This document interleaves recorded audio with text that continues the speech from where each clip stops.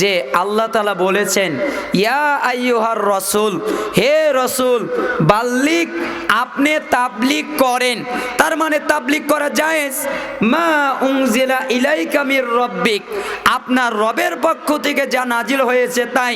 ওয়া ইল্লাম তাফআল ফামা বাল্লাগতা রিসালাতাহু, আর আপনি যদি এমনটা না করেন, রবেরটা দিয়ে যদি না করেন, তাহলে আপনি রিসালাত পৌঁছালেন না।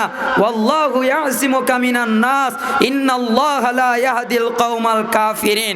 আর আপনি মানুষকে ভয় পায়েন না, মানুষকে ভয় পাওয়ার প্রয়োজন নেই। নিশ্চয়ই যারা কাফের অস্বীকার করেছে আমি আল্লাহ তাদের হিদায়াত দেই না।